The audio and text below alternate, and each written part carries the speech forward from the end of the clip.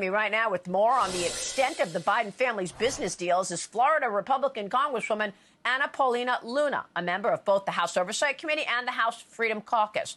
Congresswoman, good to see you this morning. Thanks very much for being here. What are you expecting from Christopher Wray tomorrow with that document? And how are you going to prove these influence peddling narratives of Biden and his family? Well, we're expecting him to deliver. As you heard in the previous segment, the speaker even said that if this FBI director doesn't do his job and doesn't answer to Congress, he's going to be held in contempt. You know, over the last couple of months, House Oversight, as well as the staff that helps us run the investigations, has proven that we've actually been able to provide evidence. You know, before there was speculation on the Ponzi scheme for influence peddling and also the personal enrichment of the Biden family. And now what we're finding is that these are no longer allegations, and we're creating a hard case. In my opinion, Maria, what we're seeing right now, if this is true, which I do believe that it is true in regards to Joe Biden receiving briberies and Hunter Biden, I do believe that this is grounds for impeachment. And so it's important that we continue to move forward to bring this to the American people, but also, too, that we, I think, do a house cleaning within our DOJ, because as you had stated earlier, they are protecting this family. The FBI is protecting the Hunter Biden family, and it's not okay. How long has this been going on, and what about this intimidation that we're hearing about on these whistleblowers? This corruption scheme has been going back to the time that Joe Biden was vice president. And the intimidation scheme that we're seeing, I mean, it's not unheard of. We saw this happen with former Trump officials as well. Obviously, President Trump's family has been subject to this. But what's really alarming about this is, as we know, the FBI, one, has a mole in there that's advising Hunter Biden as to the investigations by the name of One Eye, which, in saying it, it sounds like it's something out of a James Bond movie, but unfortunately it's true.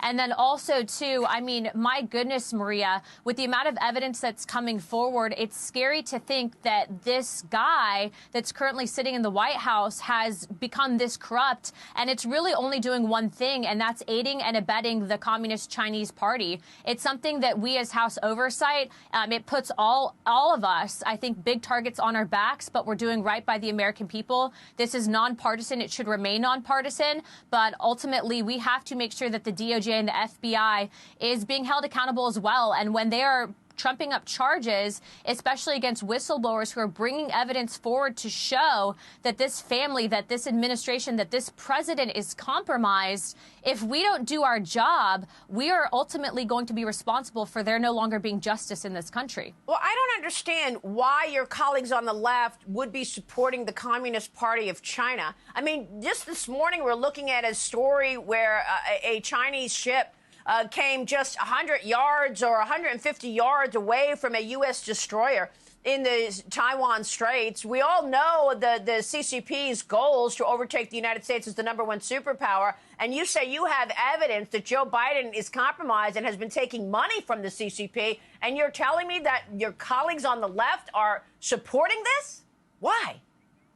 Yeah.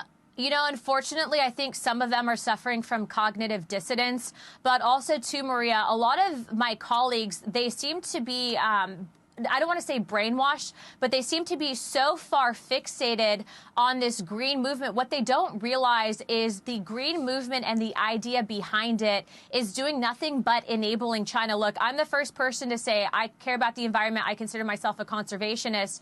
However, what they're not realizing is the CCP is exactly doing what, you know, we should be doing. They're expanding their global footprint. They are basically going to other countries, harboring those foreign relations so that they can obviously focus on exports for natural resources. Meanwhile, they're pushing propaganda here in our country in order to economically hinder us and tell us that we need to ultimately get rid of fossil fuels altogether. And so when these people see us bring up what's happening with the Communist Chinese Party, with the Hunter Biden administration, and honestly, the connection that this administration has to these green movements that are tied to the CCP, they think that it's a conspiracy theory, and it's not. And that's why bringing forward this evidence is so important. Yeah, I've been putting a spotlight on the Communist Party of China now for a few years, but the mainstream media does not report on any of this. How much of a problem has it been for you to not get the story out? I remember during the Russia collusion story, the media was just rolling with this collusion story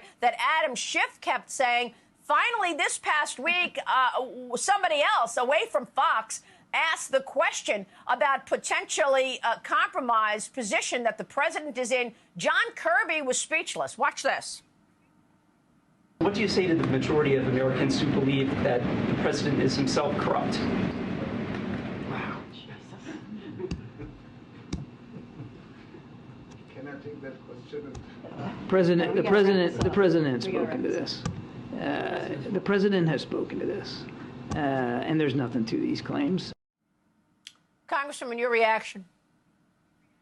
Nothing to these claims is an absolute farce. We have literal bank documentation from subpoenaed bank records that show that this administration, that this family, that this president is compromised. To go back to what you were saying about how complicit and how hard it's been to get this message out there, you know, I will credit this show and Fox for really doing right by the American people to provide a different perspective and show the truth on what's really happening in Washington.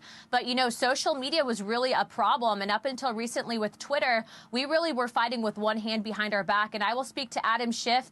Maria, I have a privilege resolution that I'm bringing to the floor, and we are going to fine that man $16 million for using his position to lie to the American people and ultimately push something that not only destroyed our country, ripped us apart, but also, too, is responsible for almost, I believe, maybe even potentially permanently damaging foreign relations. He's a criminal. What he did was wrong. And Adam Schiff, you will be held accountable. Wow. Well, look, we've watched it and lived it all while he was going out there as the chairman of the Intelligence Committee telling us that there was collusion in plain sight. He had to know better. He was the chairman of the committee. Absolutely. He said that he saw the, and I quote, smoking gun, and yet he was privileged to information that not even I or many of my colleagues would be able to see. He used that position. He absolutely aided and abetted a corrupt FBI into investigating a sitting president. And yep. I would even say, Maria, you know, some people would say that in doing what he did, not only did he bring dishonor to the House of Representatives, but he really destroyed, I think, the sense of camaraderie that we had in this country in pushing an egregious lie that cost the American taxpayers over $32 million. It did rip the country apart. That's true. Congresswoman, it's good to see you. We'll be watching your work. Please come back soon. Thank you.